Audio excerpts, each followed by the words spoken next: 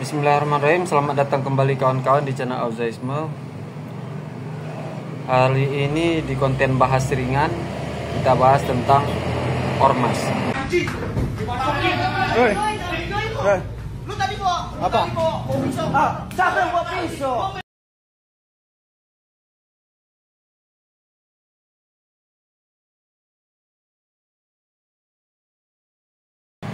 Oke kawan-kawan, sebelum itu saya minta maaf kalau video kali ini mungkin terlalu ribut bising karena saya take videonya itu lagi di luar, saya lagi ngopi dan saya terpikir tentang ormas yang saya pengalaman pribadi saya tentang ormas dari Ramadan lalu. Jadi karena di samping jalan raya, jadi di sini agak bising. Tapi saya pastikan suara saya besar agar lebih dominan suara saya ya daripada suara kebisingan. Itu sekali lagi saya minta maaf kawan-kawan. Oke, bicara tentang ormas, kita cari tahu dulu satu fakta. Ormas di Indonesia sudah menyentuh 300.000 ormas. Oke, sekali lagi 300.000 ormas. Itu lebih banyak daripada subscriber saya ya kawan-kawan. Jadi 300.000 ormas itu ya taruhlah kalau per ormas itu kita hitung sekitar 200 sampai 250 anggota. Berapa banyak manusia, orang yang masuk ormas di Indonesia ini ya. Itulah dia. Dalam artian ormas itu bukan hal yang bisa disepelekan. Kita harus cari tahu dulu apa itu ormas. Menurut bing.com, ormas itu adalah singkatan dari organisasi massa atau organisasi masyarakat. Yaitu wadah yang dibentuk oleh masyarakat secara sukarela untuk mengorganisir sekelompok orang dengan kepentingan yang sama, agama, suku atau sosial. Oke, kita simpulkan mereka membuat sekelompok itu karena adanya satu paham. Oke, mereka karena menganggap suatu hal itu benar, lalu mereka membentuk kelompok. Nah, itu juga dasar-dasar bagaimana ormas itu terbentuk. Dan kenapa harus ormas tersebut dibentuk? Karena pada dasarnya, bahkan pada binatang saja, orang itu semakin mereka berkelompok itu semakin kuat. Dalam artian semakin tangguh, semakin kokoh lah. Dalam artian massa tersebut memiliki power. Nah, begitu kawan-kawan. Begini kawan-kawan, menurut asumsi saya, tidak mungkin seseorang membuat kelompok atau mengajak orang lain untuk masuk dalam kelompoknya dengan tujuan yang jahat. Dalam artian nggak mungkin orang itu bilang, oke, untuk saat ini aku mau mengedarkan narkoba. Ini contoh ya kawan-kawan, mau mengedarkan narkoba secara brutal di tempat ini. Nah, jadi target pasar saya ini. Jadi saya mau membuat organisasi ini.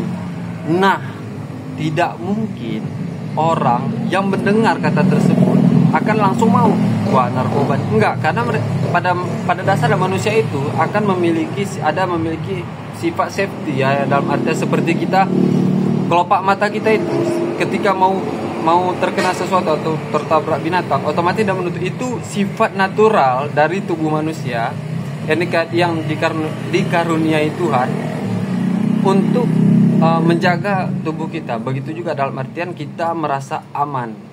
Itu juga alasan kenapa terbentuknya sesuatu kelompok.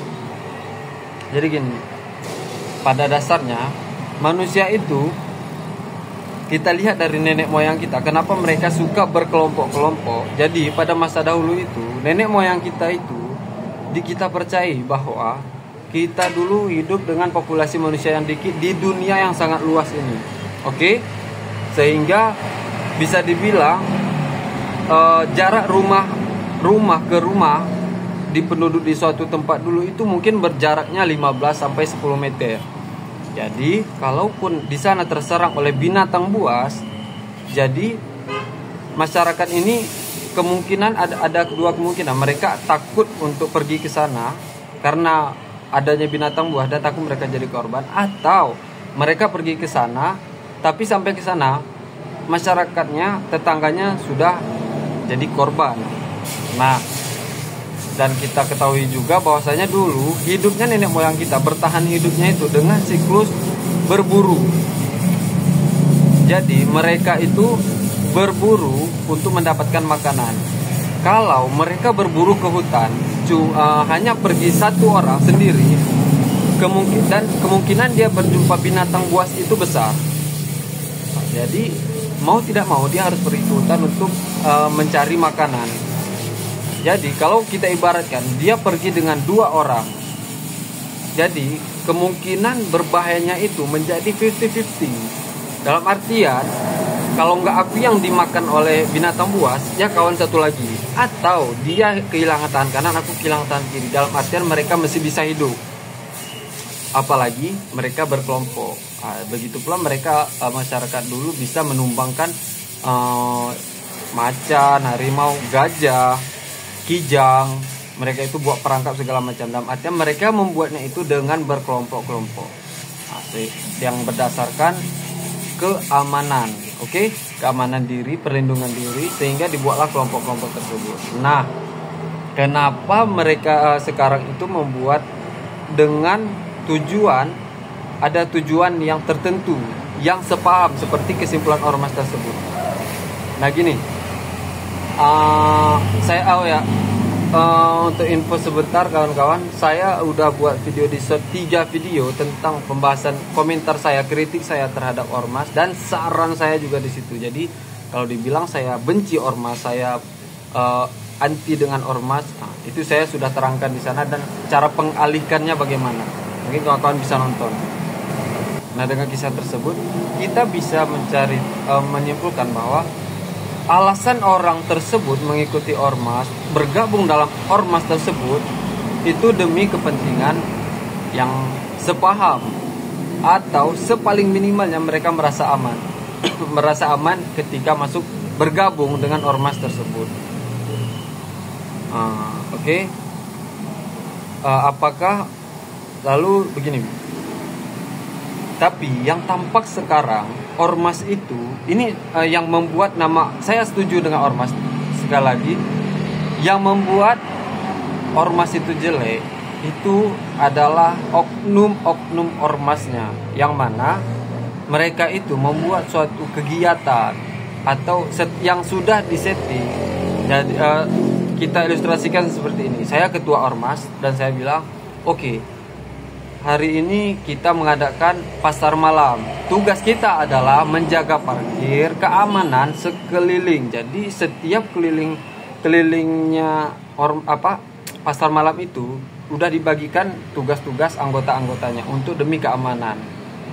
Itu dasarnya. Kenapa mereka terjadinya yang membuat ormas itu buruk? Karena oknum-oknum yang jaga tadi berkemungkinan melakukan hal-hal yang lain, misal melecehkan atau bukan menjaga keamanan, malah mereka yang merusak keamanan tersebut. Dan itu tidak menutup kemungkinan, dan sejauh ini orang-orang oknum tersebutlah yang membuat nama ormas itu menjadi buruk. Jadi itu adalah konsekuensi dari terbentuknya banyak kelompok. Kalau kita tarik di dalam garis agama,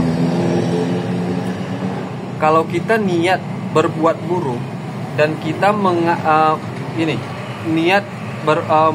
menyampaikan sesuatu yang benar, dalam artian kalau di agama itu hadis, itu perlu beberapa orang untuk menjadi saksi, yang mana orang tersebut ada cara-caranya, yaitu harus sahih, dia itu harus backgroundnya itu dia bukan pembohong dan lain sebagainya. Sehingga apakah ada yang bertentangan, ribut, yang membuat keluar dari visi misinya terbentuknya ormas tersebut. Nah, itu adalah oknum, yang mana oknum itu seharusnya ditindak tegaskan dari ormas-ormas tersebut. Sehingga yang tampak di masyarakat, ormas itu tidak mengganggu, sehingga kalaupun ormas itu penghasilannya dari meminta uang keamanan, tapi kalau betul-betul aman mereka tidak akan keberatan. Nah, masalahnya yang beredar sekarang, mereka itu minta sehari 150 ribu, itu bukan jumlah yang kecil. Dan saya larang keras untuk bikin proposal. Saya larang keras grip untuk meminta-minta. Jadi tidak mungkin ketua ormasnya membiarkan anggotanya seperti itu untuk meminta uang dengan jumlah yang lumayan besar, 150 ribu, sehingga perusahaan-perusahaan yang contohlah pabrik, mereka tertekan dan terganggu. Ditambah lagi sekarang bukan isu tapi itu udah fakta, kawan-kawan bisa cari di internet dan itu banyak referensinya. Investor asing tidak mau masuk ke Indonesia, salah satunya gara-gara ormas, terlalu banyak pungli. Jadi meresahkan masyarakat. Jadi bukan hanya masyarakat, tapi orang yang ingin berinvestasi di Indonesia jadi khawatir dan takut untuk berinvestasi. Yang mana investasi tersebut yang kita ketahui adalah untuk kemajuan bangsa kita. Kalau mereka terbentuknya ormas tersebut dengan dasar kemajuan negara, berarti itu udah menyimpang. Yang mana ketua ormasnya itu harus bertindak tegas seperti itu. Bahkan kalau bisa, lembaga-lembaga hukum harus turun tangan kalau mereka itu dalam artian udah meresahkan masyarakat yang luas. Tapi yang kita lihat sekarang, yang nggak tahu, mungkin belum ya, mungkin. Dan mudah-mudahan itu cepat ditangani oleh pemerintah.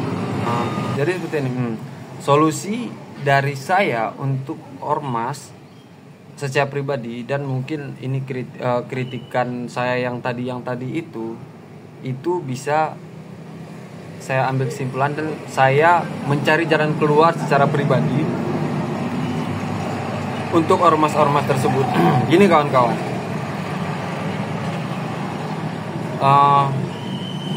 seseorang yang bisa membuat suatu organisasi besar dengan beranggotakan 100 lebih, itu adalah, bagi saya, itu adalah orang yang tanda kutip hebat ya.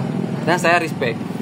Dengan begitu, dalam artian mereka itu memiliki kepintaran dalam segi bersosialisasi atau bernegosiasi, membujuk orang untuk masuk ke dalam organisasinya. Dan itu luar biasa, oke?